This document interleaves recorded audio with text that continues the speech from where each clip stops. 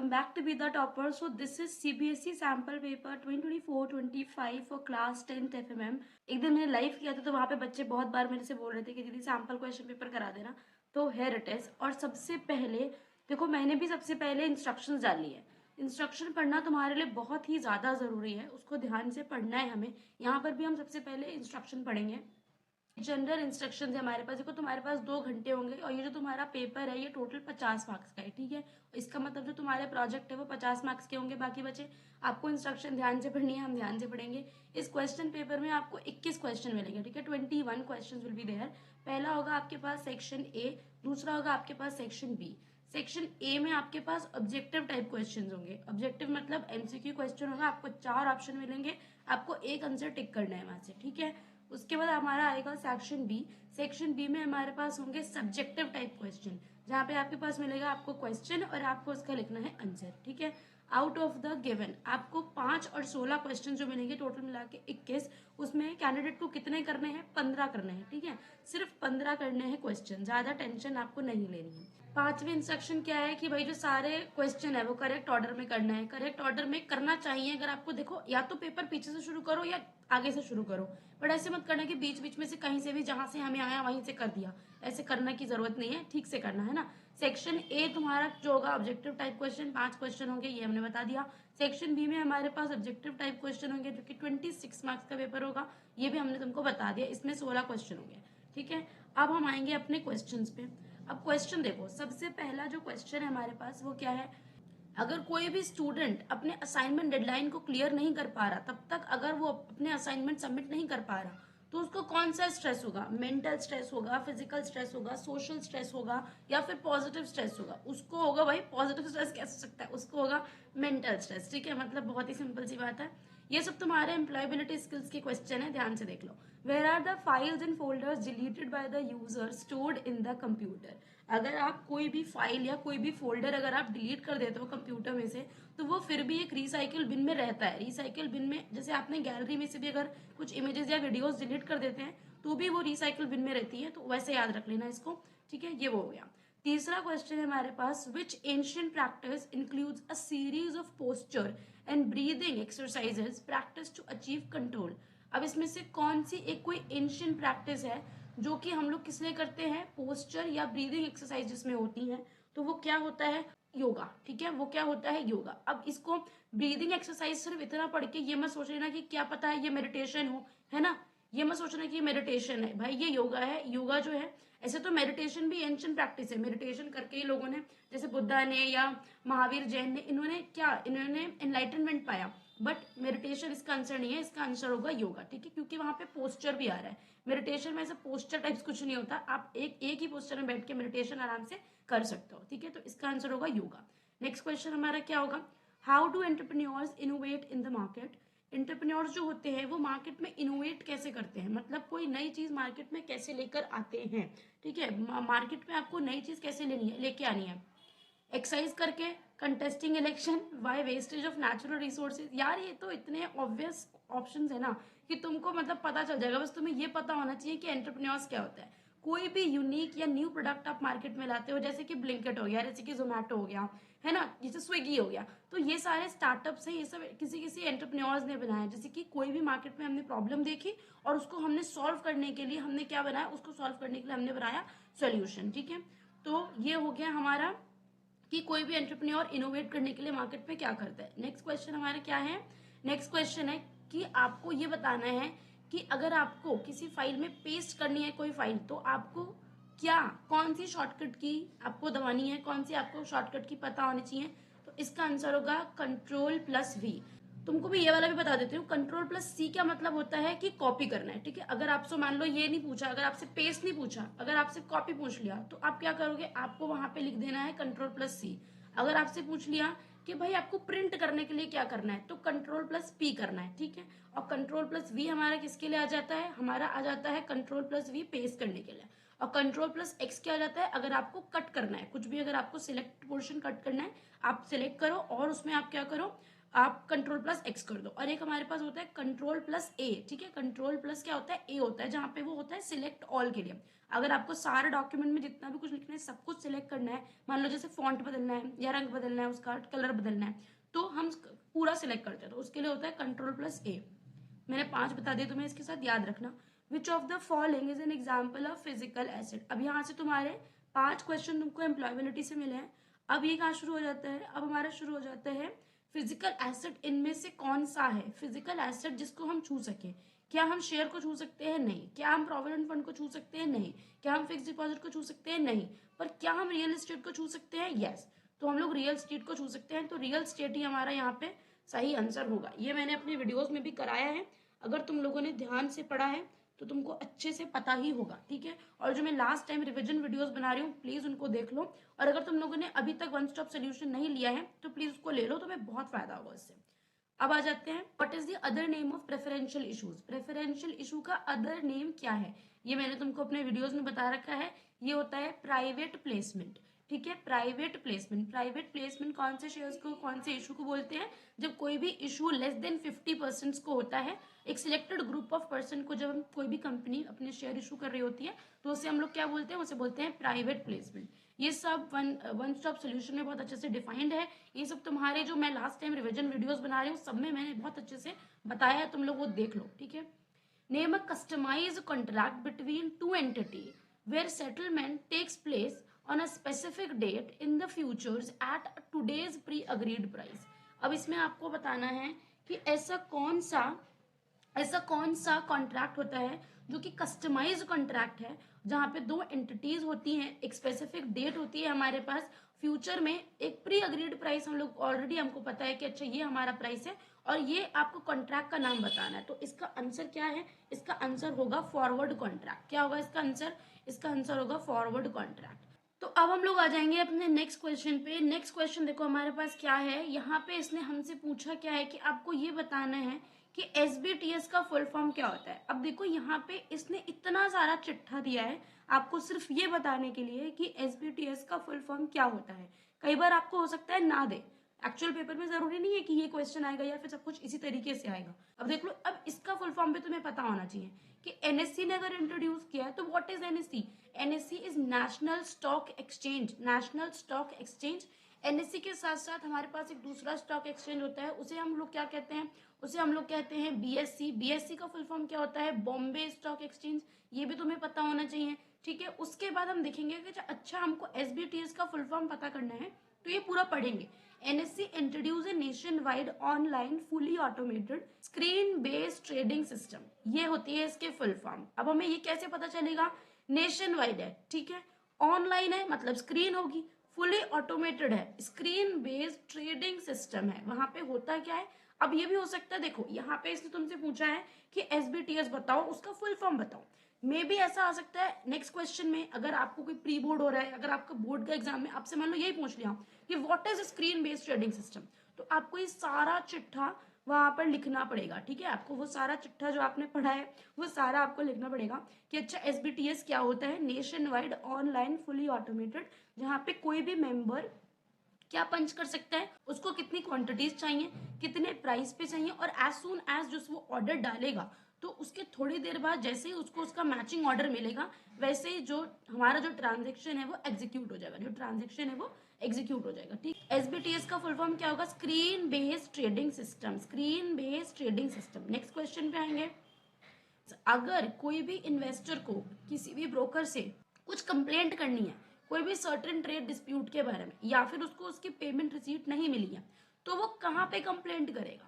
कहाँ पे कंप्लेंट करेगा? ध्यान से देखो, ये जो चारों ऑप्शन है ना वो बहुत सिमिलर है। हो सकता है कि तुमसे गलती हो जाए। Investor grievances cell, investment grievances cell, investor grievances centre, या फिर इन्वेस्टर ग्रीफ कॉल। तो तुमको ये बात पता होनी चाहिए कि इस क्वेश्चन का जो आंसर होगा that would be A, investor grievances cell, ठीक है। और यहीं पर ही इसका ना तुम फुल फॉर्म भी अभी याद कर लो कि जो इसका फुल फॉर्म होगा क्या होगा? IGC। देखो ये अगर IGC तुम्हारे पेपर में आता है तुमको इन तीनों में से कुछ नहीं लिखना है, क्योंकि ये these are the wrong options, ये ऑप्शन है ही नहीं, ठीक है। तो अगर तुमसे पूछेगा कि what is the full form of IGC, तो you should write investor grievances cell.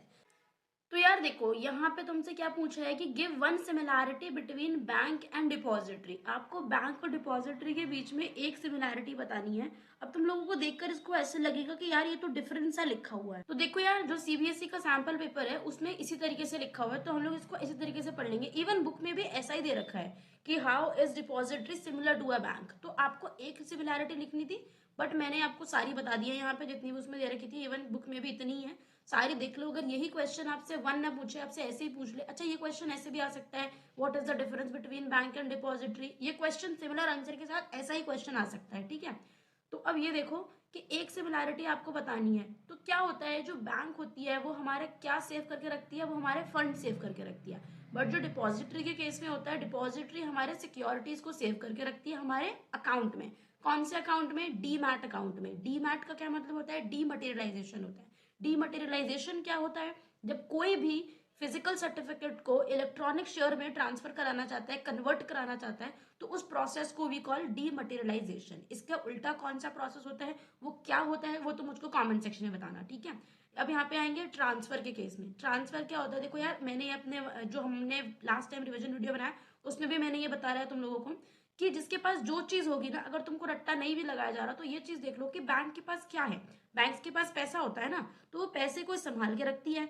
Depository के पास क्या है? वो सिक्योरिटी को संभाल के रखती है। और इसीलिए वो ट्रांसफर भी किस चीज को कर सकती है? जो जिसके पास है वो उसी को ट्रांसफर करेगा। तो बैंक जो है वो दो अकाउंट्स के बीच में या कई अकाउंट्स के बीच में क्या ट्रांसफर कर रही होगी? फंड्स ट्रांसफर कर रही होगी। जो डिपॉजिटरी होगी वो सिक्योरिटीज ट्रांसफर करेगी। फैसिलिटेट क्या करता है? Transaction without handling physical money. आपको फिजिकल मनी को हैंडल नहीं करना। आप अपना, जैसे हम लोग यूपीआई चलाते रहते हैं हर टाइम, जरूरी नहीं है कि हर बार हमको हैंडल करनी है मनी, या फिर हर बार आपको ब्रांच जाने, नहीं, ऐसा कुछ नहीं है। आपको बैंक आपके बिहाफ पे सब कुछ कर देता है। इसके अकाउंट से डेबिट, उसके अकाउंट से क्रेडिट, सब कुछ वो कर देगा, आपको कुछ नहीं करने की जरूरत है। इसी तरीके से जो डिपॉजिटरी होती है वो क्या ट्रांसफर कर रही होती है? वो फिजिकल सिक्योरिटीज को आपको हैंडल करने की जरूरत नहीं है, वो सिक्योरिटीज की ओनरशिप ट्रांसफर कर देगी। अगर आपने अपनी सिक्योरिटीज बेच दी हैं तो आपके अकाउंट से वो निकल जाएगी, डेबिट हो जाएगी, और दूसरे के अकाउंट में क्रेडिट हो जाएगी जिसने उसको खरीदा है। सेफ कीपिंग, अब वही बात कि जिसके पास जो है वो उसी का तो ध्यान रखेगा। तो बैंक्स के पास क्या है? बैंक्स के पास मनी है, तो वो मनी को संभाल के रख रही है। और डिपॉजिटरी के पास क्या है? डिपॉजिटरी के पास सिक्योरिटीज है, तो वो सिक्योरिटीज को संभाल के रख रही है। That's it. नेक्स्ट क्वेश्चन क्या है हमारे पास? Which amongst the following is not a credit rating agencies in India. अब देख लो, ये जब मैंने चैप्टर 3 चैप्टर 4 कराया है तो भी मैंने ये वाली बात बताई है तुमको कि इनमें से कौन सी क्रेडिट रेटिंग एजेंसी नहीं है। इसमें ये नहीं पूछा कि कौन सी है, इसमें पूछा है कौन सी नहीं है। तो देखो, जो क्रिसिल है ये एक क्रेडिट रेटिंग एजेंसी है, जो हमारी इकरा है वो एक क्रेडिट रेटिंग एजेंसी है, जो फिच है वो क्रेडिट रेटिंग एजेंसी है। तो इसका आंसर क्या हो जाएगा? इसका आंसर हो जाएगा ये जो पब्लिक सेक्टर है। ये क्या, what do you mean by public sector? ये कोई क्रेडिट रेटिंग एजेंसी नहीं है। क्रेडिट रेटिंग एजेंसीज का क्या काम होता है वो भी हमने लास्ट टाइम रिवीजन वीडियोस में पढ़ा हुआ है, तुम लोग वहां पे जाके देख सकते हो। और एक और क्रेडिट रेटिंग एजेंसी है जिसका नाम हमको दिया हुआ है, वो तुम मुझे कमेंट में बताओगे, ठीक है। 4 होती हैं, और इसको याद रखना। जैसे मान लो तुमसे अब ये क्वेश्चन नहीं पूछा कि not a credit rating agency, क्या पता ये पूछ ले कि name 4 credit rating agencies in India, तो तुमको चारों के नाम पता होने चाहिए। वो चारों बुक में दे रखे हैं, यू शुड नो दोज, ठीक है। क्या कह रहा है कि राम ने फिक्स डिपॉजिट अकाउंट खोला है किसी बैंक के साथ। आपको ये बताना है कि फिक्स डिपॉजिट का जो नाम होता है, फिक्स डिपॉजिट अकाउंट का जो दूसरा नाम है वो क्या है। बुक में सबसे पहली लाइन ही ये लिखी हुई है। इस क्वेश्चन का आंसर होगा टर्म डिपॉजिट। ये हमारा फिक्स डिपॉजिट अकाउंट वाली लाइन में सबसे पहले ही लिखा हुआ है टर्म डिपॉजिट, उसका दूसरा नाम है, ठीक है ना। नेक्स्ट पे आ जाते हैं अपना। नेक्स्ट हमारा क्या है? The regulator ensures that the market participant behave. Market participants के अच्छे से बिहेव करने के लिए रेगुलेटर बनाया जाता है, ठीक है। आपसे ये पूछा गया है कि name any one regulator of the securities. आपसे इन्होंने सिर्फ वन पूछा है, बट हम आपको यहाँ पे चारों बता देंगे। डिपार्टमेंट ऑफ इकोनॉमिक अफेयर जिसको डीईई कहते हैं, डिपार्टमेंट ऑफ कंपनी अफेयर्स जिसको डीसीए कहते हैं, रिजर्व बैंक ऑफ इंडिया जिसको आरबीआई कहते हैं, और securities and exchange board of India जिसको हम सेबी कहते हैं। अब ये जो चारों है ना, इसकी तुमको फुल फॉर्म भी पता ही होनी चाहिए कि डीईए की फुल फॉर्म क्या होती है, department of economic affairs. DCE के फुल फॉर्म क्या होती है, department of company affairs. RBI क्या है, reserve bank of India. SEBI का आपसे पूछा जा सकता है तो securities and exchange board of India, ठीक है। नेक्स्ट क्वेश्चन आ जाते हैं। आपसे पूछ रहा है कि जो फिक्स्ड एसेट होती हैं वो जो फिक्स्ड एसेट होती हैं और जो इन्वेस्टमेंट होती हैं, ये किसका एग्जाम्पल है? सोर्सेज ऑफ फंड्स का एग्जाम्पल है, या एप्लीकेशन ऑफ फंड्स का एग्जाम्पल है, या फिर लोन फंड्स का एग्जाम्पल है, या फिर शेयर होल्डर्स फंड का एग्जाम्पल है? तो ये किसका एग्जाम्पल है? ये एग्जाम्पल है एप्लीकेशन ऑफ फंड्स का। ठीक है, इसको हम लोगों ने चैप्टर में अभी इसको रिवाइज नहीं किया, तुम लोगों ने शायद से पढ़ लिया होगा, इस चैप्टर को अभी हम लोग रिवाइज करेंगे। नेक्स्ट क्वेश्चन क्या है हमारे पास? When a security sold above its face value. ये मैंने तुमको कई बार बताया है वीडियो में कि कोई भी अगर सिक्योरिटी अपने फेस वैल्यू से ज्यादा की बिक जाती है तो उसको हमेशा क्या बोलते हैं कि वो प्रीमियम पे बिकी है। ठीक है, अब अगर तुमसे ये क्वेश्चन ऐसे ना पूछ ले, सोल्ड अबव करके ना पूछ ले sold below it's face value, तो आपको पता होना चाहिए कि तब उसका आंसर डिस्काउंट हो जाएगा। ठीक है, अगर तुमसे पूछ ले कि sold equal to its face value, अगर फेस वैल्यू के इक्वल पे बिक गई तो उसको क्या बोलेंगे? तो हम उसको पार वैल्यू बोलेंगे। Which of the following institutions can not be a DP. इसको मैंने अपने जो चैप्टर 6 का अभी वीडियो जो मैंने कल परसों डाला है उसको तुम लोग देख लेना, वो बहुत अच्छे से मैंने उसमें बता दिया है कि कौन कौन डीपी हो सकता है। तो कौन कौन डीपी हो सकता है? बैंक हो सकते हैं, ठीक है, bank is the right answer. Financial institution हो सकते हैं, राइट आंसर। जो हमारा तीसरा है क्या है? सेबी रजिस्टर्ड ट्रेडिंग मेंबर, ये भी हो सकते हैं। बट ये जो केयर है, ये जो केयर है ना, ये आपकी क्रेडिट रेटिंग एजेंसी है। अब देखो पीछे चलेंगे, जो यहाँ पे मैंने तुमसे बोला ना कि 4 क्रेडिट रेटिंग एजेंसी है, 3 का नाम तो तुमको इधर दे रखा है, एक है क्रिसिल, एक है इकरा, एक है फिच। ठीक है, जो चौथी है वो चौथी कौन सी है? वो चौथी आपकी है केयर। यहाँ पे केयर को डाल रखा है ताकि तुम लोग कंफ्यूज हो जाओ कि भाई ये केयर है क्या, और तुम्हें लगे कि अच्छा ये मैंने पढ़ा नहीं है, शायद ये होता होगा। तो जो क्रेडिट रेटिंग एजेंसी है वो है ये केयर। ठीक है, वो कोई डीपी वीपी नहीं है। नेक्स्ट में आ जाते हैं, full form of ADR. ADR का फुल फॉर्म हम लोगों ने वीडियो में अच्छे से पढ़ा था, तुम लोगों ने बुक से भी पढ़ लिया होगा। एडीआर का फुल फॉर्म क्या होता है? एडीआर का full form is American depository receipt. और ये क्या होता है इसको भी अच्छे से पढ़ लो, क्या पता तुमसे एक नंबर में ये पूछ ले अमेरिकन डिपॉजिटरी रिसीट क्या होता है। नेक्स्ट क्वेश्चन आएंगे, name any two commodities which can be considered as underlying assets in the commodity derivative market. कौन कौन सी कमोडिटी को डेरिवेटिव मार्केट में डील कर सकते हैं? कोई भी एग्रीकल्चरल कमोडिटी हो सकती है, जैसे soybean, rape seed, cotton, precious metal जैसे कि गोल्ड, सिल्वर, कुछ भी हो सकता है। ये सब हमारी कमोडिटीज होती हैं, इनमें से कोई भी कमोडिटी जो है वो डेरिवेटिव मार्केट में ट्रेड की जा सकती है। नेक्स्ट पे आते हैं, डिफाइन मेच्योरिटी डेट। अब मेच्योरिटी डेट से मैंने वहां पे अच्छे से नहीं बताया क्योंकि मुझे ऑलरेडी पता था कि मेच्योरिटी डेट का क्वेश्चन है, तो तुमको ये देखो यहाँ से देख लो अच्छे से। जो बॉन्ड होता है, a bond is generally a promise. जो बॉन्ड होता है वो क्या होता है? एक प्रॉमिस होता है कि आपको प्रिंसिपल अमाउंट आपका वापस मिलेगा, किसके साथ? एक फिक्स्ड रेट ऑफ इंटरेस्ट के साथ, जो कि फिक्स्ड रेट ऑलरेडी जो भी बॉन्ड होल्डर है उसको पहले से पता होता है कि अच्छा मैं इस वाले इंटरेस्ट रेट पे इस वाले बंदे को इतने पैसे दे रहा हूं, और एक स्पेसिफाइड डेट है, एक specified date already pre agreed date हो चुकी है कि अच्छा इस डेट पे तुम मुझको मेरा प्रिंसिपल अमाउंट भी दोगे, उसके साथ मुझे इंटरेस्ट भी दोगे। तो वो जो डेट होती है, डेट को हम लोग क्या बोलते हैं? मेच्योरिटी डेट बोलते हैं। नेक्स्ट क्वेश्चन पे आ जाते हैं, वो क्या कह रहा है? What does the debt equity ratio reflect. Debt equity ratio जो आपके 10th चैप्टर का आया है क्वेश्चन, ये क्या रिफ्लेक्ट करता है? इससे क्या पता चलता है? ठीक है, तो इससे क्या पता चलता है ध्यान से देखेंगे। इस क्वेश्चन का आंसर क्या हो जाएगा? इस क्वेश्चन का आंसर हो जाएगा second, relative contribution of creditors and owners to finance the business. Next question, next में देखेंगे, name the barometer of Indian market. Indian market का जो बैरोमीटर है इनमें से कौन है? तो देखो यार, इनमें से जो ये नीट है इसका फुल फॉर्म तुमको पता ही होना चाहिए, मैं तुम्हें इस वीडियो में नहीं बताऊंगी, तुम कमेंट्स में बताओगे। और मैंने जितने भी क्वेश्चन बोले हैं ना, तुम मेक श्योर कि तुम उन सबके आंसर लिखो, क्योंकि मैं बता रही हूँ तुमको इस प्लेटफॉर्म पे कि जो जो क्वेश्चन मैं तुमको बता रही हूँ आएंगे, वो आएंगे ही आएंगे। फिर उसके बाद तुम मुझे नहीं कहना कि अच्छा आपने बताया नहीं था या मैंने तो ध्यान नहीं दिया। मैं चाहती हूँ कि तुम लोगों के हर किसी के, जो भी बच्चा मेरे चैनल से पढ़ा है वो अच्छे से मार्क्स लेकर आए, मुझे बहुत खुशी होगी कि मैं तुमको हेल्प कर पाई हूँ। तो जो मैं तुमसे कह रही हूँ प्लीज उसको करो। नीट का फुल फॉर्म याद कर लो। एसबीटीएस का फुल फॉर्म हमको ऑलरेडी पता है, ये barometer of the Indian markets नहीं है। एसबीटीएस क्या होता है? स्क्रीन बेस्ड ट्रेडिंग सिस्टम है, जो कि एनएससी ने लॉन्च किया है। इकरा मैंने अभी तुमको बताया है कि जो इकरा है वो एक क्रेडिट रेटिंग एजेंसी है, it is not the barometer of Indian markets. जो निफ्टी है, Nifty is the index of national stock exchange and it is the barometer of Indian market. ठीक है, तो तुमको ये बात बहुत अच्छे से पता होनी चाहिए कि इस क्वेश्चन का आंसर हमारा क्या होगा। इस क्वेश्चन का आंसर होगा डी। ठीक है, अब हम इसको इरेज करके सिर्फ इसको सब बता देती हूँ। ये जो निफ्टी है ये इस क्वेश्चन का सही आंसर होगा। नेक्स्ट क्या है? Mister Vijay is a broker. Mister Vijay जो है वो एक ब्रोकर है, उनका registration number begins with the letter. अब देखो ये हमने देखा था कि कैसे हमें पता चलेगा कि जो हमारा ब्रोकर है वो रजिस्टर्ड ब्रोकर है या नहीं है। तो ये हमें पता चलेगा जब उनके रजिस्ट्रेशन नंबर को देखेंगे तो उनमें स्टार्टिंग में INB लगा होगा। क्या लगा होगा? INB लगा होगा। ठीक है, बट अगर यहाँ पे देखो, यहाँ पे तुमसे इसने पूछा है ब्रोकर के बारे में। अब मान लो एक्चुअल पेपर में तुमसे सब ब्रोकर का पूछ ले, तो सब ब्रोकर का तुम्हें पता होना चाहिए। सब ब्रोकर के रजिस्ट्रेशन नंबर में स्टार्टिंग में क्या होता है?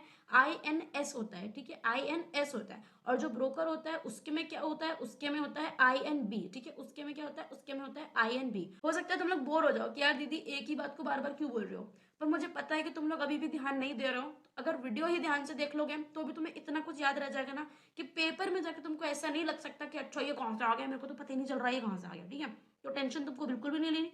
वीडियो देखो, आज देखो, पेपर से पहले भी, एक दो दिन पहले भी 2x पे करके देख लेना, तुम्हें सब रिवाइज कर लोगे आराम से। नेक्स्ट क्वेश्चन पे आते हैं। Calculate the maximum brokerage that can be charged by a broker from one of his clients mister J as a commission when mister J purchases. इसको सॉल्व करने के लिए तुमको पता होना चाहिए कि मैक्सिमम ब्रोकरेज कितना चार्ज कर सकता है ब्रोकर अपने क्लाइंट से। उसके बाद निकालना भी पड़ेगा, तो निकाल लेंगे हम, देखेंगे क्या क्वेश्चन कहता है। Mister Jay as a commission when mister Jay purchases. Mister Jay कितना परचेज कर रहे हैं? 50 शेयर खरीद रहे हैं ABC कंपनी के। कितने रुपए पे? एक शेयर कितने रुपए का? एक शेयर कितने रुपए का है? 10 रुपए का है। इसका मतलब टोटल वैल्यू कितनी बन जाएगी? उनकी टोटल वैल्यू कितनी बन जाएगी? 500 बन जाएगी। अब ये जो 500 रुपए है, 500 का आप जब 2.50 निकालोगे तो आपको पता चल जाएगा कि इस क्वेश्चन का जो आंसर होगा, इस क्वेश्चन का आंसर होगा 12.50। ठीक है, 12.50 would be the correct answer of this question. And ये 2.5 की जो फिगर है ना, इसको ध्यान रखना। ठीक है, 2.5 की जो फिगर है 2.5% की, ये तुमको पता ही होनी चाहिए अच्छे तरीके से। अब जैसे यहाँ पे क्वेश्चन सॉल्व करने के लिए बोल दिया, पेपर में हो सकता है सॉल्व करने के लिए ना आए, पर तुमसे ऐसे पूछ ले कि मैक्सिमम ब्रोकरेज बता दो। ठीक है, तो पता होना चाहिए कि 2.5% है। नेक्स्ट क्वेश्चन पे आएंगे। नेक्स्ट क्वेश्चन हमसे क्या कह रहा है? अब देखो एक चीज ये कह रहा है कि एज पर अकाउंटिंग कन्वेंशन जितनी भी फिक्स्ड एसेट होती है लैंड को छोड़ के, जो लैंड होती है हमारी वो ऐसे डिग्रेड टाइप्स नहीं होती है, बट बाकी जितनी भी एसेट्स हैं उन सबकी जो वैल्यू होती है ना, उन सबकी जो वर्क इफिशिएंसी होती है, वो उनकी जो प्रोडक्टिविटी होती है वो कम होती रहती है। तो अब एक ऐसे टर्म का नाम बता दो जो कि उसके एसेट फॉल को बताता है। जो एप्रिसिएशन है, एप्रिसिएशन का मतलब होता है कोई चीज बढ़ रही है। ग्रॉस प्रॉफिट नहीं है इसका आंसर। मेच्योरिटी हम पढ़ चुके हैं, मेच्योरिटी का इससे कोई लेना देना नहीं है। तो इस क्वेश्चन का जो सही आंसर होगा that would B depreciation. Depreciation is the correct word in the accounting convention, जो कि बताता है कि कोई भी एसेट का प्रोडक्टिविटी कैसे फॉल होती है, कैसे रिड्यूस होती है। नेक्स्ट क्वेश्चन पे आएंगे तो देखो यहाँ पे तुमसे पूछ ही लिया है, what is the full form of NEAT. NEAT का फुल फॉर्म क्या है? National exchange for automated trading. तो ये है हमारा next question. How does a mutual fund help the investor by spreading risk. अब जो म्यूचुअल फंड होता है कैसे किसी इन्वेस्टर की हेल्प करता है सो दैट कि जो अपना वो रिस्क है उसको स्प्रेड कर सके। रिस्क को स्प्रेड करने से क्या होता है कि रिस्क कम हो जाता है बेसिकली। तो अगर कोई इन्वेस्टर अपने लिमिटेड फंड्स को किसी एक या दो पर्टिकुलर स्टॉक में लगा देगा तो उससे क्या होता है, अगर मान लो आपने सारा अपना पैसा एक ही बास्केट में, एक जैसे कहते हैं ना कि all eggs in one basket, तो अगर वो बास्केट गिर गई तो सारे अंडे फूट जाएंगे, सब बहुत ज्यादा नुकसान हो जाएगा। कि एक तो आपके पास लिमिटेड फंड्स थे और ऊपर से आपने क्या किया कि आपने एक पर्टिकुलर स्टॉक में अपना पैसा लगा दिया, इससे आपका रिस्क बढ़ सकता है। तो म्यूचुअल फंड क्या करता है कि आपके इस रिस्क को स्प्रेड करने के लिए वो बहुत सारे साउंड स्टॉक्स या फिर बॉन्ड्स में पैसा लगा देता है।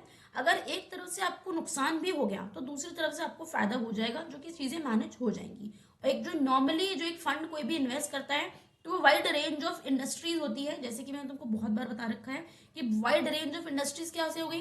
जैसे मान लो कोई पावर सेक्टर में लगा दिया, कोई ऑटोमोबाइल में लगा दिया, कोई फैशन में लगा दिया, कोई टेक्नोलॉजी में लगा दिया, कोई फिनटेक में लगा दिया, एडटेक में लगा दिया, फार्मा में लगा दिया, एग्रीकल्चर से रिलेटेड में लगा दिया, ग्रीन जितना भी मतलब रिन्यूएबल एनर्जी जितना भी कुछ नया नया आ रहा है सब में लगा दिया थोड़ा थोड़ा पैसा। अब उससे क्या होगा कि अगर एक इंडस्ट्री डूब भी रही है या मान लो उसमें लॉसेस भी हो रहे हैं तो दूसरी तरफ से हमको फायदा हो जाएगा।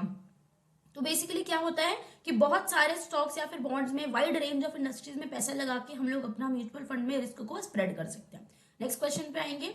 Choose the odd one out. अब इसमें से आपको ये चूज करना है कि इसमें से ऑड वन आउट क्या है। तो देखो यहाँ पे एक चीज देखो, जो पब्लिक फंड है वो भी आपका लॉन्ग टर्म होता है। जो पोस्ट ऑफिस सेविंग है वो भी आपका लॉन्ग टर्म होता है। जो कंपनी फिक्स डिपॉजिट है वो भी आपका लॉन्ग टर्म होता है। तो यहाँ पे शॉर्ट टर्म क्या है, लिक्विड फंड्स होते हैं। तो यहाँ पे odd one out liquid funds हो जाएगा। अब आ जाएंगे अपने नेक्स्ट क्वेश्चन पे, जहां पे इन चारों में से आपको बताना है कि which one is the correct statement. तो यहाँ पे देखो सिक्योरिटीज मार्केट के आपको सेगमेंट पूछ रहा है। तो पहले में इसने क्या बोला है कि सिक्योरिटीज मार्केट के कौन सी सेगमेंट है, एक है प्राइमरी और दूसरा है टर्शरी। क्या ऐसा है? नहीं, ऐसा नहीं है। दूसरे पे आएंगे, सिक्योरिटीज मार्केट के इसने दो पार्ट बताए हमको, पहला डेरिवेटिव और दूसरा टर्शरी। ये भी ऑप्शन गलत है। तीसरे में क्या बताया, सिक्योरिटीज मार्केट के आपके दो इंटरडिपेंडेंट सेगमेंट्स है। कौन कौन से? एक प्राइमरी और दूसरा क्या है, सेकेंडरी मार्केट। तो ये वाला जो आपका ऑप्शन है ये है राइट ऑप्शन। ठीक है, सी इज द करेक्ट आंसर, क्योंकि सिक्योरिटीज मार्केट के दो इंटरडिपेंडेंट पार्ट्स हैं, सेगमेंट्स हैं। एक प्राइमरी मार्केट है जहां पे नए इशूज निकलते हैं और एक सेकेंडरी मार्केट है। ठीक है, चौथा ऑप्शन भी गलत है, तो इसको देख लेना। नेक्स्ट पे आ जाते हैं।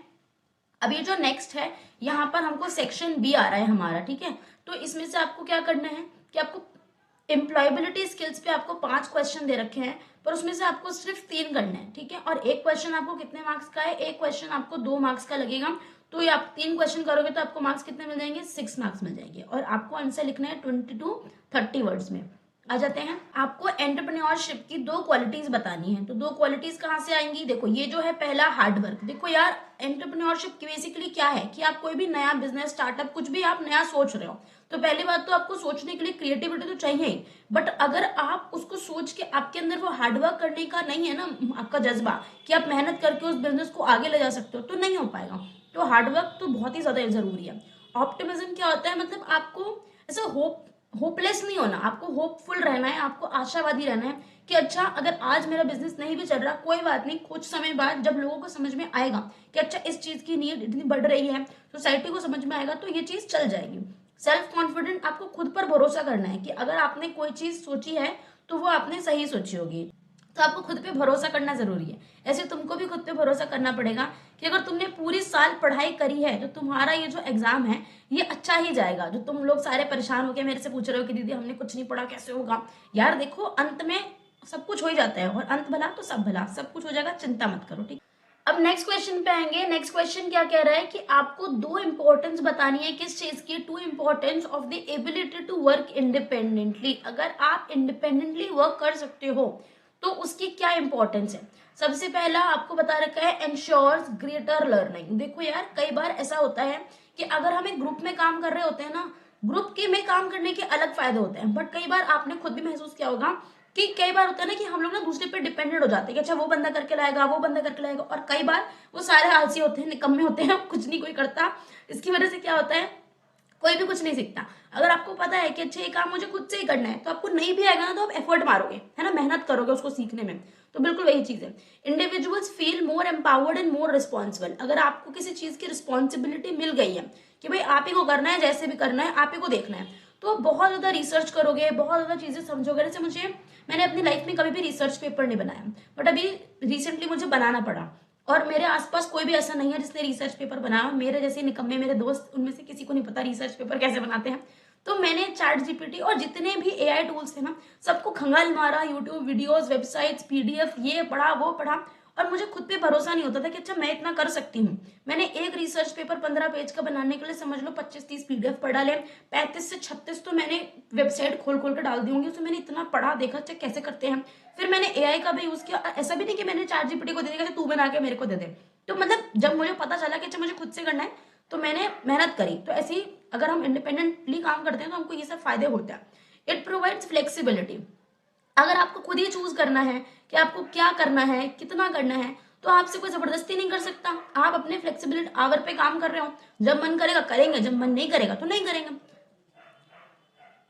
यहाँ पे क्या आ जाता है, 8 आ जाता है।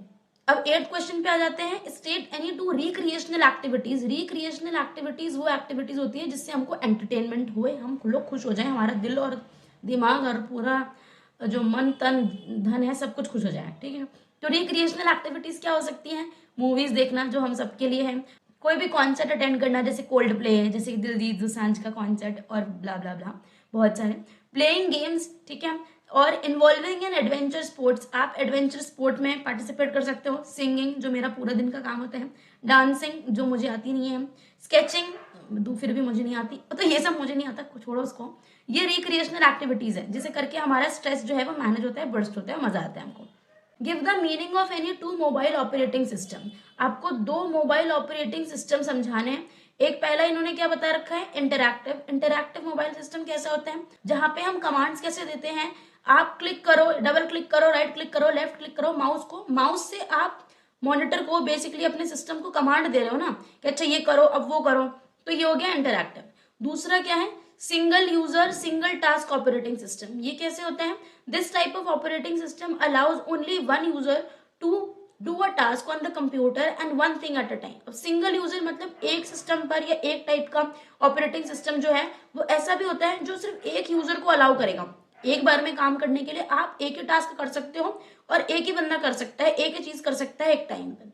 Single user multitask operating system. This type of operating system is used on desktop computer, laptop, where a single user can operate on several programs at the same time. For example, जैसे हम अलग अलग tabs खोल के बैठ जाते हैं और उसमें काम कर लेते हैं, तो वही हो गया, सिंगल यूजर मल्टीटास्क कर सकते हैं एक बार में। ठीक है, यहाँ पे एग्जांपल दे रखे हैं, विंडोज, एप्पल, मैक ओएस।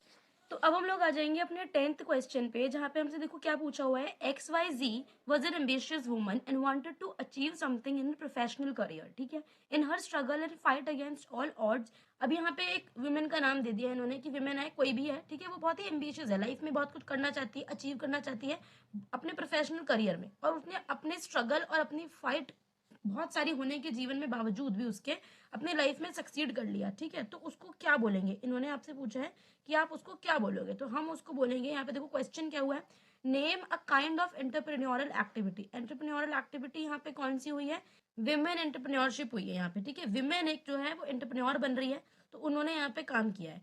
दूसरा क्वेश्चन हमारे पास क्या है, इसी से रिलेटेड है ये, write any one step that an entrepreneur takes to build an organisation. कोई भी एंटरप्रेन्योर कौन से स्टेप्स लेता है जिससे कि उसकी पूरी ऑर्गेनाइजेशन बनती है। इसने एक स्टेप लिखने के लिए बोला है, पर हम यहाँ पे कई सारे स्टेप बताएंगे।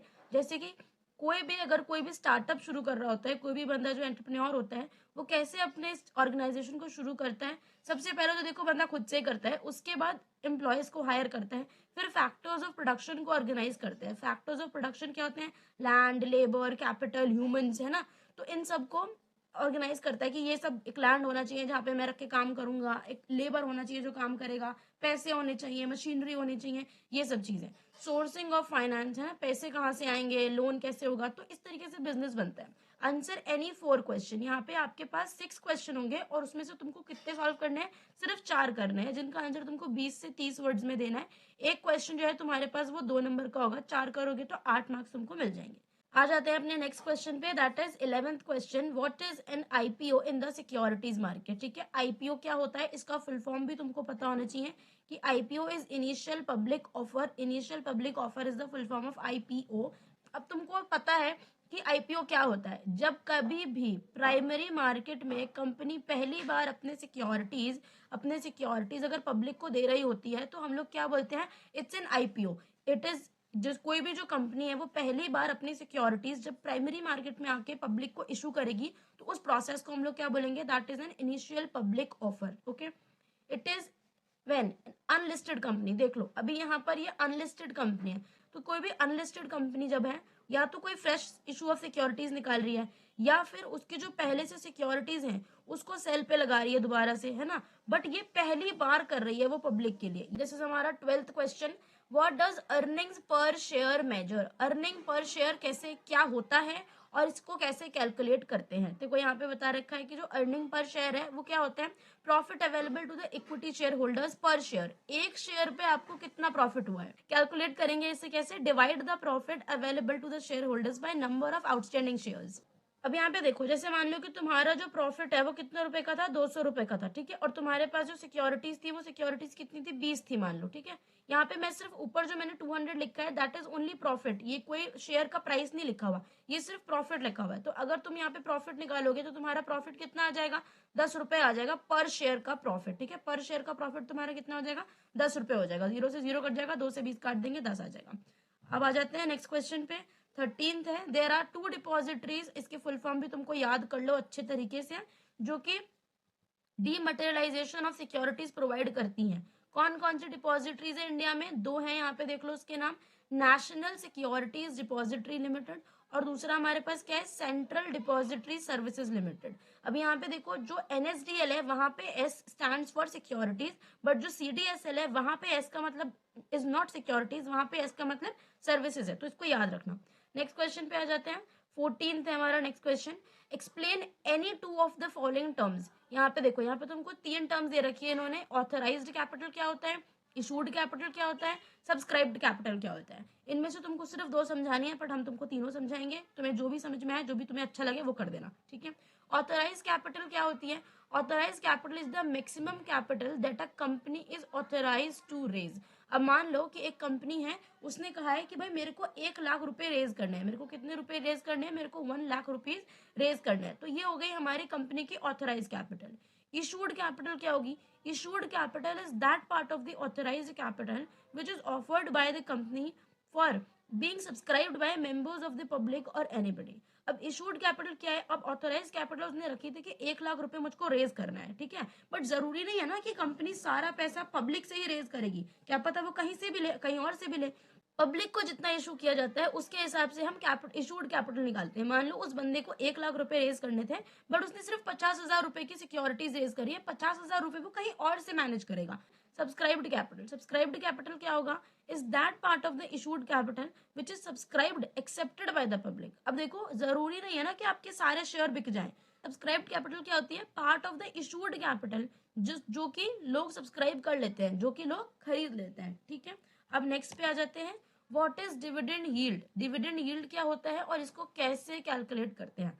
Dividend yield gives the relationship between the current price of a stock and dividend paid by it's issuing company during the last 12 months. Calculate कैसे करते हैं इसको, एग्रीगेट पास्ट ईयर का dividend dividing it by current stock price. तो कितना एक share पे आपको, एक जो आपका करंट स्टॉक प्राइस है उस पे आपको कितना डिविडेंड मिला, ये आपको कैसे कैलकुलेट करना है कि पास्ट ईयर में उस कंपनी ने जितना भी डिविडेंड दिया था और अभी उसका, अभी करंट का जितना स्टॉक प्राइस चल रहा है उससे डिवाइड कर देंगे तो पता चल जाएगा कि डिविडेंड यील्ड कितनी है, कितना डिविडेंड वो दे रही है। डिविडेंड यील्ड होती क्या है, इसको देख लेते हैं। देखो जो डिविडेंड यील्ड है ना, बेसिकली वो एक रिलेशनशिप है किसके बीच में, आपके current price of a stock में और डिविडेंड पेड में। मतलब एक शेयर का मान लो जो करंट प्राइस था वो कितना था, 10 रुपए था, और उस पर आपको क्या मिली है, आपको उस पर कितनी मिली है, 1 रुपए का आपको डिविडेंड मिला है at the end of the day, है ना। मतलब जब आपने जब कंपनी ने अपना बिजनेस वाइंड अप किया उस साल का, तो आपको डिविडेंड दिया।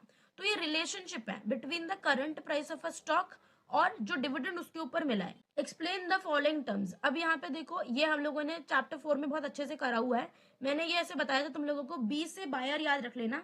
तो बी से बायर होता है, ये तुमको याद रखना चाहिए इस चीज को, और आस्क से तुमको सेलर याद रहेगा ही, ठीक है ना। बी से देखो यार, कई बार ना कंफ्यूजन हो जाता है कि इसको बिड प्राइस को और आस्क प्राइस को याद कैसे रखें।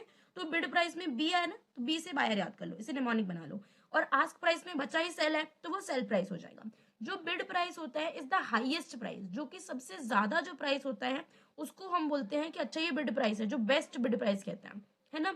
और जो आस्क प्राइस में अगर आपसे पूछे कि बेस्ट आस्क प्राइस क्या है, तो जब सबसे लोएस्ट होगा वो सबसे ज्यादा अच्छा आस्क प्राइस होगा। यहाँ पे देख लेते हैं क्या लिखा है, it is this price that you need to know when you have to sell a stock. आपको कब पता होना चाहिए, अगर आपको अपना कोई स्टॉक बेचना है, अगर आपको कोई अपना स्टॉक बेचना है तो आपको बिड प्राइस पता होना चाहिए। क्यों, क्योंकि आपको ये पता होना चाहिए ना कि लोग कितने में खरीदने के लिए रेडी हैं। मान लो अगर मैं आज अपना, मैं कोई प्रोडक्ट लॉन्च कर रही हूँ, मैं उसे बेचने निकली हूँ, तो भाई मुझको एटलीस्ट ये तो पता होना चाहिए ना कि इस तरीके का प्रोडक्ट जो होता है, मान लो मैं कोई कॉफी मग बेच रहा हूँ, अब मैंने कह दिया भाई ये कॉफी मग जो है ये 20,000 रुपए का है, तो ये जिसे कहते हैं कि ये बंदा अपने भ्रम में रहता है और डेलुलू इसके अंदर से निकल नहीं रहा, ठीक है। तो उसका जो बिजनेस प्लान है वो पूरा चौपट हो जाएगा।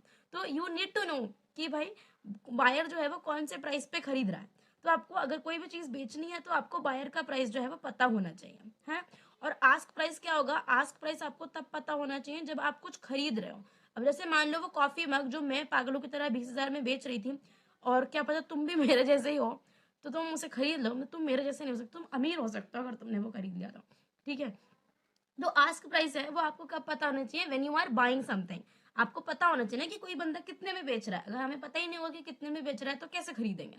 तो if you are buying something you need to know the ask price, and if you are selling something, something means stock, if you are selling a stock, you need to know the bid price and that is the buyers price. B से B याद कर लेना, ठीक है, वो buyer price हो जाएगा और आस्क से तुमको पता चली जाएगा कि सेलर ही बचा है। फिर अब अपना नेक्स्ट सेक्शन शुरू हो जाता है। बस देखो सेक्शन इस पेपर में 2 ही है, मैं ऐसे कह रही हूँ क्योंकि हमारा ऐसे क्वेश्चन का नंबर बढ़ता जा रहा है ना। अब यहाँ पे जो क्वेश्चन है, आपका जो क्वेश्चन है वो कितने नंबर का हो जाएगा, यहाँ क्वेश्चन आपका 4 नंबर का हो जाएगा। तो तुमको एक चीज याद रखनी है कि इस पेपर में तुमसे 1 मार्क्स के क्वेश्चन पूछे गए हैं, 2 मार्क्स के क्वेश्चन पूछे गए हैं और 4 मार्क्स के क्वेश्चन पूछे गए हैं। ठीक है, तो ये चीज हम ध्यान से देख लो। आ जाते हैं आगे। अब तुमको सिर्फ 3 ही करने हैं इसमें से। यहाँ पे देखो पूरा चिट्ठा दे रखा है, उसको हम पढ़ लेते हैं। म्यूचुअल फंड क्या है? म्यूचुअल फंड एक टाइप का इन्वेस्टमेंट है जिसमें स्टॉक, बॉन्ड, अदर सिक्योरिटीज आ सकती हैं। ये छोटे और इंडिविजुअल इन्वेस्टर्स के लिए होता है जिनको भाई ज्यादा पैसा नहीं है, ज्यादा रिस्क नहीं लेना, ज्यादा टाइम नहीं है, तो क्या करते हैं, ये म्यूचुअल फंड में पैसा लगा देते हैं। अब ऐसी बात नहीं है कि म्यूचुअल फंड में आपको अश्योर्ड रिटर्न मिलेगा। ये भी मैंने अभी, अच्छा मैंने डाला नहीं है, मैंने 7th चैप्टर का तुम्हारा वीडियो लेक्चर रिकॉर्ड कर लिया है, तो उसमें मैंने तुम्हें बताया है कि अश्योर्ड रिटर्न जैसा कोई कॉन्सेप्ट है ही नहीं स्टॉक मार्केट में, है ना। स्टॉक मार्केट से बाहर आपको कहीं मिल सकता है ये, बट स्टॉक मार्केट में there is no concept such as assured return, ऐसा कोई कॉन्सेप्ट नहीं है।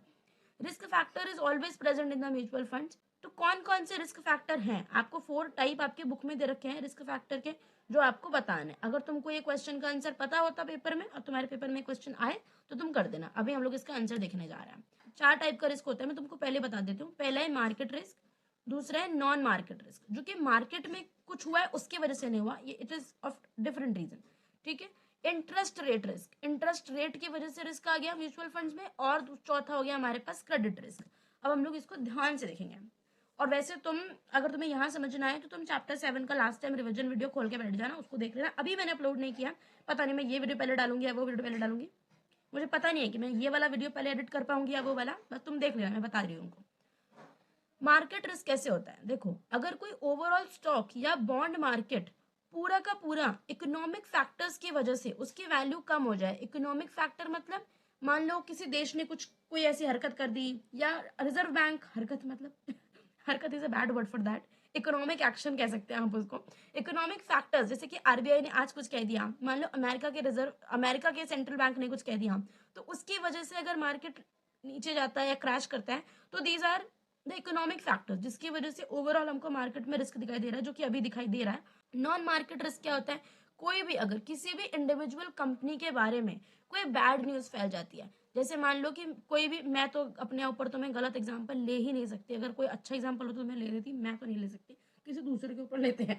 ABC is an owner of something XYZ, ठीक है, वो कंपनी का मालिक है, बट उसकी जो आदतें हैं वो बिल्कुल भी सही नहीं है, और कोई गलत आदत उसके पकड़े में आ गई है जनता के सामने, ठीक है, और लोगों को पता चल चुका है कि ये कितना बुरा इंसान है, मतलब इंसान पे भी हो सकता है देखो, या फिर किसी कंपनी, मान लो कोई कंपनी जो है वो फ्रॉड कर रही है अपने लोगों के साथ, है ना, कोई गलत चीज उनको बेच रही है, और ये चीज अगर सामने आ जाती है तो एक तरीके से जो कंपनी है उसकी इमेज को नेगेटिवली इफेक्ट कर रही है ये चीज, जो भी बैड न्यूज कंपनी के बारे में आ रही है। तो इसकी वजह से क्या होता है, कई बार जो हमारा नॉन मार्केट रिस्क है वो ऐसे होता है कि हमारे स्टॉक के प्राइसेस जो है वो नीचे गिरने लगते हैं। नेक्स्ट पे आते हैं interest rate risk. Interest rate risk क्या होता है? बॉन्ड प्राइसेस और इंटरेस्ट रेट जो होते हैं वो मूव करते हैं ऑपोजिट डायरेक्शन में। जैसे ही कभी हमारा इंटरेस्ट रेट बढ़ता है, इंटरेस्ट रेट अगर बढ़ता है तो जो बॉन्ड प्राइसेस हैं वो कम हो जाता है, बॉन्ड के प्राइसेस क्या होता है, कम हो जाता है। और अगर इंटरेस्ट रेट कम हो जाता है तो बॉन्ड के प्राइसेस जो है वो बढ़ जाता है। तो इसकी वजह से अब इंटरेस्ट रेट की वजह से आपको क्या दिख रहा है, बॉन्ड प्राइसेस में ऊपर नीचे दिख रहा है। अब तुम्हें लगेगा कि हम तो म्यूचुअल फंड के रिस्क को पढ़ रहे थे, है ना, बॉन्ड पे कहां से आ गए। अब देखो, जो म्यूचुअल फंड होता है ना, जो भी कोई म्यूचुअल फंड है वो बॉन्ड्स में अपने पैसे इन्वेस्ट कर रहा होता है। म्यूचुअल फंड क्या है? म्यूचुअल फंड में स्टॉक्स भी हैं, बॉन्ड्स भी है, डेरिवेटिव भी है, बहुत कुछ है इसके अंदर। तो आपने जो पैसा म्यूचुअल फंड में डाला, जो म्यूचुअल फंड का प्रोफेशनल उसको मैनेजर है, वो उस पैसे को बॉन्ड में भी डाल सकता है, वो कहीं भी डाल के आपको रिटर्न देगा ना। तो वो भी तो सोचेगा ना कि अच्छा मैं कहीं से पैसे को रेज करूं, तो वो भी अपने पैसे लगाएगा। बट अगर मार्केट में आपका अगर रिजर्व बैंक है अगर हमारा, और उसकी कोई मॉनेटरी पॉलिसी कमेटी की मीटिंग होती है, वहां पे वो रेपो रेट, SLR, ये सब तुम्हें समझ आ नहीं रहा होगा मेरे ख्याल से भी, पर समझ लो कि ये इंटरेस्ट रेट होते हैं हमारे देश में। तो वो अगर उसको कम ज्यादा हो रहा है तो बॉन्ड प्राइसेस उससे इफेक्ट होते हैं, और अगर बॉन्ड प्राइसेस इफेक्ट होंगे तो जो म्यूचुअल फंड वाले ने पैसे लगा रखे हैं बेसिकली उस पर भी नेगेटिव इफेक्ट आएगा ही आएगा।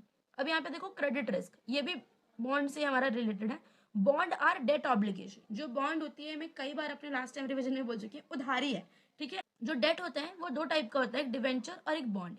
बॉन्ड क्या होता है, कोई भी जब पीएसयू बेसिकली उसको लॉन्च कर रही होती है, इशू कर रही होती है, तब उसको बॉन्ड बोलते हैं। और अगर डिवेंचर होता है तो उसको मोस्टली केसेस में प्राइवेट जो सेक्टर है वो लॉन्च इशू कर रहा होता है। ये लॉन्च पता नहीं मैं क्यों बोले जा रही हूँ। So when the funds invest in a corporate bonds they run the risk of the corporate defaulting. अब देखो यहाँ पे कह रहा है कि अगर जो म्यूचुअल फंड्स है, देखो म्यूचुअल फंड में तुमको अभी समझा दिया कि वो पैसे को इन्वेस्ट कर रहे होते हैं, तो वहां पे क्या होता है कि अगर कॉर्पोरेट बॉन्ड में इन्वेस्ट किया हुआ है पैसा और कॉर्पोरेट डिफॉल्टिंग हो जाती है, कॉर्पोरेट ने डिफॉल्ट कर दिया, तो सारा मामला खराब हो जाएगा। What is a clearing corporation? Clearing corporation देखो क्या होता है, तो ये बात पहले जान लो कि ये जो क्वेश्चन है ना, ये तुम्हारे लिए क्वेश्चन है इंपॉर्टेंट, ठीक है।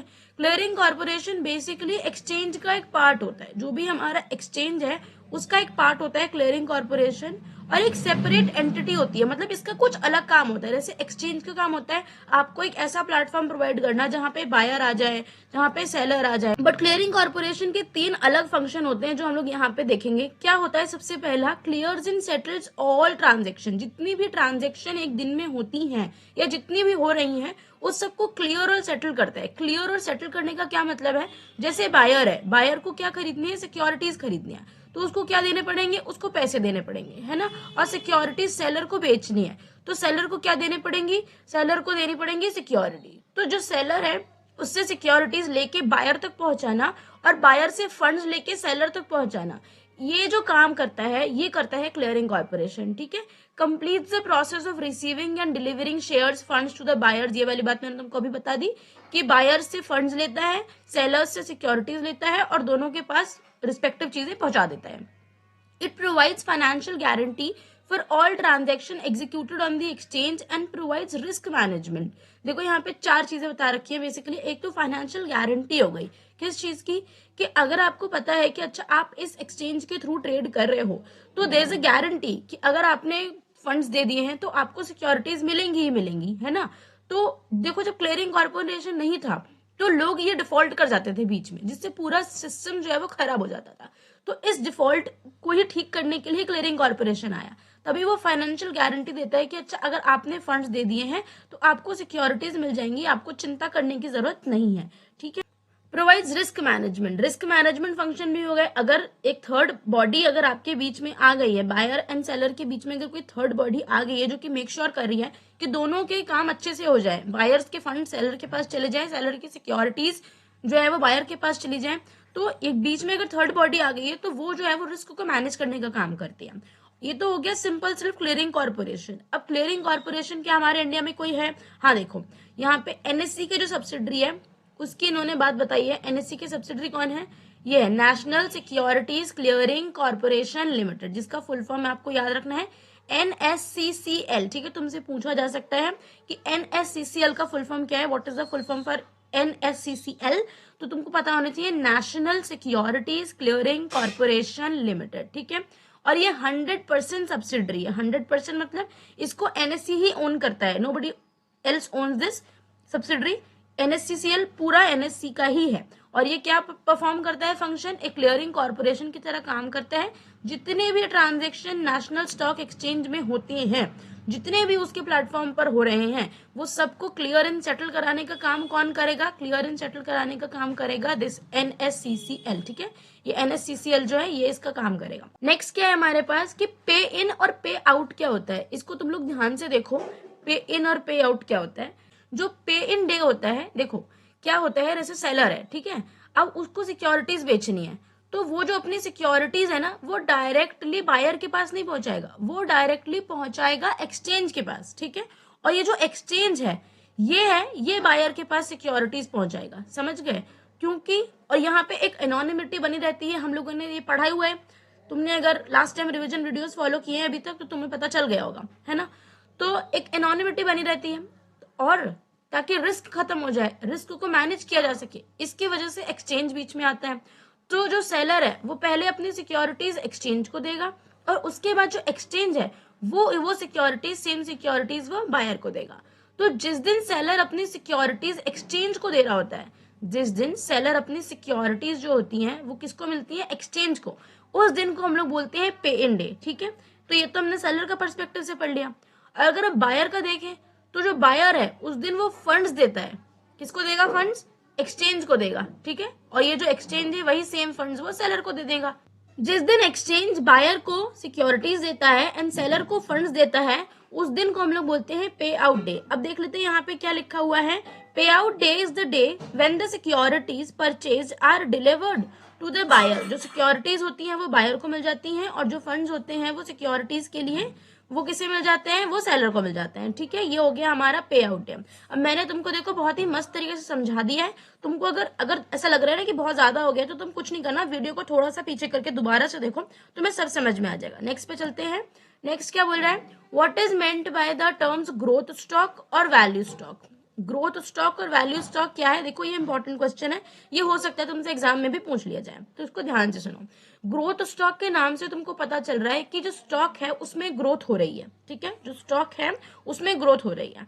अब यहाँ पे कंपनीज जिनका पोटेंशियल ग्रोथ में बहुत ज्यादा दिख रहा होता है, किसी भी कोई भी सिक्योरिटीज जो है, ऐसा लगता है कि इन कंपनीज की सिक्योरिटीज जो सेल्स है, जो अर्निंग्स है, वो बहुत ज्यादा है, लोग बहुत ज्यादा खरीद रहे हैं इनकी सिक्योरिटीज को, और अर्निंग्स भी बहुत ज्यादा हो रही है, मतलब प्रॉफिट भी बहुत ज्यादा, रिटर्न भी अच्छा खासा आ रहा है। और ये जो सिक्योरिटीज होती हैं, ये जो स्टॉक्स होते हैं, ये अदर कंपनीज के स्टॉक से बहुत तेजी से बढ़ते हैं मार्केट में। ठीक है, बट ये जो कंपनीज होती हैं ये बहुत ही थोड़ा या फिर कभी कभी बिल्कुल भी डिविडेंड अपने जो शेयर होल्डर्स है उनको नहीं देती है। इंस्टेड ये लोग क्या प्रेफर करते हैं कि जितना भी प्रॉफिट आता है उसको री इन्वेस्ट कर देते हैं। अगर मान लो आपको प्रॉफिट आया, भाई आपने 10 से शेयर खरीदे, 10 शेयर पे आपको 20 रुपए का प्रॉफिट मिला, तो वो 20 रुपए के दोबारा से शेयर खरीद लेंगे। उसको ये नहीं कि उससे कुछ और कर लिया या उसे रख लिया, ऐसा नहीं करेंगे। नेक्स्ट पे आएंगे। नेक्स्ट क्या बोल रहा है, यहाँ पे जो है ये है वैल्यू स्टॉक। क्या है ये है वैल्यू स्टॉक। तो वैल्यू स्टॉक में क्या होता है, वैल्यू स्टॉक का क्या मतलब है, देखो वैल्यू से कनेक्ट करो। इस स्टॉक की वैल्यू तो है, पर वैल्यू कभी आज तक कोई इंसान समझ पाया समय पे किसी की नहीं। ठीक है, तो ये भी ऐसे ही है। अभी ऐसा लग रहा है कि उसका जो प्राइस है मार्केट में बीटन डाउन है, तो कोई उसकी वैल्यू समझ ही नहीं रहा। कोई बैड इवेंट हो गया है ना, जैसे मैं हूँ, मेरे घर वाले भी मेरी वैल्यू समझ नहीं पा रहे, वो मुझे बस आलसी आलसी कहते रहते हैं। मैं हूं नहीं, तुम्हारे भी कहते होंगे, पर तुम तो नहीं हो ना, तुम तो एक ऐसे हो जो तुम्हारे अंदर कुछ कर दिखाने का जज्बा है, हमारी कोई वैल्यू नहीं समझ रहा अभी। तो ये जो स्टॉक है इसका भी कोई वैल्यू नहीं समझ रहा। मार्केट में किसी ना किसी बैड इवेंट की वजह से इसका प्राइस जो है वो बीटन डाउन हो चुका है, और लोग इस पे बिल्कुल भी इसको इंटरेस्ट नहीं दिखा रहे हैं और इसमें पैसा इन्वेस्ट नहीं कर रहे हैं। बट एक पर्टिकुलर टाइम के बाद ऐसा होगा कि ये जो स्टॉक है ये बहुत आगे जाएगा। अब देखो, अगर आपको लग रहा है कि इस कंपनी के वैल्यू जो स्टॉक्स हैं वो उतने नहीं बढ़ रहे हैं, तो पर आपको ये बात याद रखनी है कि उस कंपनी के नाम पे चाहे कुछ भी ना हो, पर वो जो बिल्डिंग उसने जिसमें वो काम चला रहा है वो उसकी अपनी हो सकती है, जरूरी नहीं है, हो सकती है, पर हो भी सकती है। रियल स्टेट, इन्वेंट्री, उसके पास जितना स्टॉक है, जितनी उसके पास सब्सिडरी है, ठीक है, तो कंपनी बहुत अमीर होती है, उनके पास बहुत सारा पैसा होता है, सिर्फ गरीब जो है वो हम है। नेक्स्ट पे आ जाते हैं। Primary market plays a very important role. अब हमको पता है, हम लोगों ने 3rd चैप्टर में लास्ट टाइम रिवीजन में बहुत अच्छे से देखा है इस चीज को, कि प्राइमरी मार्केट बहुत इंपॉर्टेंट रोल प्ले करती है सिक्योरिटीज मार्केट में। ठीक है, तो इसके 4 पॉइंट्स दे रखे हैं तुमको, मतलब मैं इसमें जो मार्किंग स्कीम है तुम्हारी उसमें सिर्फ 4 पॉइंट्स दे रखे हैं। मैं तुमको ये सजेस्ट करूंगी कि इस पॉइंट्स को ना इतना लिखने के बाद भी 2-3 मतलब 1-2 लाइन हर किसी पॉइंट्स के साथ लिख देना, ताकि ऐसा ना लगे कि अच्छा 4-5 नंबर का क्वेश्चन है और मतलब बहुत ही थोड़ा सा लिखा। जो न्यू सिक्योरिटीज जो पहली बार पब्लिक को मिल रही होती हैं, वो सिक्योरिटीज के लिए कौन चैनल प्रोवाइड करता है, प्राइमरी मार्केट। प्राइमरी मार्केट किसको अपॉर्चुनिटी देता है, इशूअर्स ऑफ सिक्योरिटीज को। और इशूअर ऑफ सिक्योरिटी कौन हो सकती है, कोई गवर्नमेंट हो सकती है, कोई कॉर्पोरेट हो सकता है, जो कि पहली बार अपने लिए जो रिसोर्सेज है उसको रेज करने के लिए प्राइमरी मार्केट में आया। ठीक है, तो इशूअर को एक अपॉर्चुनिटी मिलती है कि वो अपनी जो सिक्योरिटीज है वो इशू कर सकता है। Channel for sale of new securities, नई सिक्योरिटीज यहाँ पे आती हैं। तीसरा क्या है, ये जो सिक्योरिटीज है ये फेस वैल्यू, डिस्काउंट या प्रीमियम पे आती है। फेस वैल्यू मतलब जो शेयर सर्टिफिकेट पे लिखा है सेम वैल्यू। डिस्काउंट मतलब, डिस्काउंट तो हम सबको ही पता होगा। प्रीमियम हम में से किसी को नहीं पता होगा, क्योंकि हम सब ने किसी ने प्रीमियम नहीं लिया हुआ। तुमने लिया हुआ है तो very good, very nice, please share the password with me. Premium क्या होता है, जब हम फेस वैल्यू से ज्यादा की चीज खरीदते हैं ना, जैसे मान लो फेस वैल्यू पे लिखा हुआ है 20 रुपए का शेयर है, पर तुमने 25 का खरीद लिया, तो that is premium. And these securities may take a variety of form such as equity हो सकते हैं। कौन कौन सी सिक्योरिटीज प्राइमरी मार्केट में आ सकती है, इक्विटी आ सकती है, डेट आ सकती है। 4th पॉइंट पे आएंगे, they may issue the securities in domestic market और इंटरनेशनल मार्केट। नेक्स्ट क्वेश्चन पे आएंगे। नेक्स्ट क्वेश्चन क्या है, what does the profit and loss amount statement, जो इनकम स्टेटमेंट होती है उसके अंदर क्या क्या दिखता है। यहाँ पे देखो, यहाँ पे मैंने सिर्फ वो आंसर लिख रखे हैं जो मार्किंग स्कीम में दिए हुए हैं। आई एम नॉट सेइंग कि मार्किंग स्कीम में आंसर एकदम परफेक्ट है, कुछ कुछ चीजें आपको लगेंगी जो पूरी नहीं है या फिर हमें थोड़ा और भी पढ़ना चाहिए। तो इसी के लिए तुम लोग last time revision videos please follow करो, तुमको पता चलेगा कि क्या क्या उसमें कैसे कैसे करना है। और उन सब वीडियोज को मैं दोबारा बोल रही हूँ कि पेपर से पहले 2x स्पीड पे देख जाना सारे वीडियोस जितने भी मैंने बनाए हैं तुम्हारे लिए, और बनाऊंगी अभी आगे ये वीडियो आने के बाद और पहले जितनी व्हाटएवर, ठीक है, सबको देख लेना, तुम्हें मजे आ जाएंगे। और प्रॉफिट एंड लॉस अकाउंट क्या शो करता है, किसी भी कंपनी की। तो अब हम लोग आ जाएंगे कि किसी भी कंपनी को किस तरीके से एनालाइज करना है। अभी हम लोगों ने स्टार्टिंग में बहुत पढ़ा कि अच्छा अगर आपको किसी कंपनी में पैसे इन्वेस्ट कर रहे हैं तो उसको ऐसे एनालाइज करो, वैसे एनालाइज करो। तो यहाँ पे हम आएंगे इंडस्ट्री एनालिसिस पे कि किसी भी इंडस्ट्री का एनालिसिस कैसे किया जाता है। तो देखो ध्यान से सुनो, companies producing similar products are subset या form a part of an industry sector. जो कंपनीज कुछ सिमिलर प्रोडक्ट्स बनाती है, जैसे कि for example national hydroelectric power company, ये जो कंपनी है, national thermal power company, Tata power company, ये सब क्या है, ये सब इंडिया की पावर सेक्टर में या फिर पावर इंडस्ट्री में जो है वो काम कर रहे हैं, ठीक है। अब आपको ये नोटिस करना है कि इनमें से कौन सा ज्यादा अच्छा काम कर रहा है। Specifics like effects of government policy, future demand of its product and need to be change. अब देख लो, अगर ये जो एनटीपीसी है, जो टीपीसी है, एनएचपीसी है, ये तीनों क्या है, ये पावर सेक्टर में काम कर रहे हैं। बट इस टाइम पे सबसे ज्यादा फोकस इंडिया का या पूरे ओवरऑल वर्ल्ड का कहाँ पे है, रिन्यूएबल एनर्जी पे, ग्रीन एनर्जी पे, हाइड्रोजन एनर्जी पे। तो ये सब जो है, अगर इनमें से कोई भी कंपनी ये सब पे काम नहीं कर रही है या आगे नहीं बढ़ रही है इससे रिलेटेड, तो इसके शेयर में थोड़ी सी प्रॉब्लम आ जाएगी। बट ये जो फ्यूचर डिमांड है ना, वैसे बता रही हूँ कि फ्यूचर डिमांड किसकी है, रिन्यूएबल एनर्जी है ना, सोलर एनर्जी पे कौन कितना काम कर रहा है, विंड एनर्जी पे, बेसिकली फॉसिल फ्यूल को थोड़ा सा हमें कम करना है, कोल वाटर का यूज थोड़ा सा कम करना है इलेक्ट्रिसिटी के लिए। तो वो प्रोडक्ट कैसे बना रही, तो जो सेम पावर तीनों कंपनी पावर ही जनरेट कर रही है, ठीक है, तो वो सेम इंडस्ट्री में आ गई। दूसरा क्या होता है, कॉर्पोरेट एनालिसिस। कॉर्पोरेट एनालिसिस क्या होता है, seeking information on companies current operation, managerial capabilities, growth plan उसके क्या है, किसी भी कंपनी की करंट ऑपरेशन क्या है, कंपनी अभी क्या क्या कर रही है, कितना मैनेजरियल कैपेबिलिटीज उसके अंदर है, कितना वो और मैनेज कर सकती है, कितना वो आगे बढ़ सकती है, ग्रोथ प्लान्स क्या है, कैसे वो कंपनी फर्दर अपनी ब्रांचेस खोलने की सोच रही है या और अपने बिजनेस को फर्दर बढ़ाने की काम सोच रही है। इट्स पास्ट परफॉर्मेंस, उसका पास्ट परफॉर्मेंस उसके कॉम्पिटिटर के कंपैरिजन में अगर हम देखें तो कितना रहा है, एक कंपनी से दूसरी कंपनी को कंपेयर किया। पिछले वाले में हम लोग क्या कर रहे थे, पिछले वाले में हम लोग इंडस्ट्री को कंपेयर कर रहे थे। इसमें हम क्या देख रहे हैं कि एक इंडस्ट्री की आपने कुछ कंपनीज को उठा लिया है, आप उनमें मैनेज कर रहे हो, देख रहे हो कि अच्छा कौन सी कंपनी बेटर काम कर रही है। तीसरा आ जाते हैं फाइनेंशियल एनालिसिस। फाइनेंशियल एनालिसिस क्या होता है, if the performance of an industry as well as of the company seems good then check if the current prices the share is a good buy।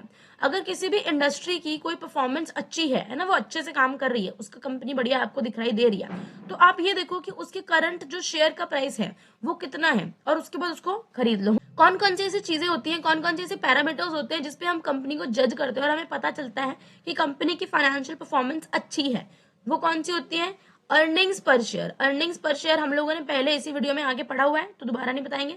P/E ratio, price and earning ratio, current size of equity और etcetera. बहुत सारे आप 10th chapter में ratios पढ़ोगे तो यहाँ पे बहुत सारे रेशो आ जाते हैं जो आपको चेक करने पड़ेंगे। आप शेयर के प्राइस से उसकी अर्निंग लगा के देखो कि अच्छा एक पर्टिकुलर शेयर पे आपको कितना प्रॉफिट हुआ, आपने कितना प्राइस पे किया तो आपको कितना प्रॉफिट हुआ। करंट साइज ऑफ इक्विटी क्या है, कंपनी कितना इक्विटी दे रही है दूसरों को, कितना उसके पास है, कितना उसने बेच रखा है, ये सब देखकर पता चलता है कि किसी कंपनी का फाइनेंशियल एनालिसिस कैसा रहा। और आपको एक फ्यूचर प्राइस पे आना होता है जिस जो आपको ऐसा लगे कि अच्छा ठीक है अब मैंने फाइनेंशियल एनालिसिस पूरा कर लिया, अब मैं इस कंपनी का शेयर खरीदूंगी या फिर नहीं खरीदूंगी। So guys thank you so much for watching this video. मुझे पता है वीडियो काफी लंबा था, मैंने खुद इस वीडियो को 3 दिन में रिकॉर्ड किया, ऊपर से मेरा माइक भी खराब हो गया था। और इसको अगर तुमने एक बार देख लिया ना, इसको दोबारा देख लेना। ऐसा नहीं है कि इस पूरे वीडियो में जितने क्वेश्चन थे कि मैंने सिर्फ वही करा है, मैंने बहुत सारे तुमको अलग अलग बातों से तुम्हें कनेक्ट किया है चैप्टर्स के बीच में से, पूरे सिलेबस से। तुम ध्यान से देखना उसको, अगर तुमने नहीं देखा ध्यान से एक बारी तो ठीक है। और नेक्स्ट वीडियो के लिए वेट करो। Thank you so much for watching, bye bye, take care and पढ़ते रहो, धूम मचाते रहो।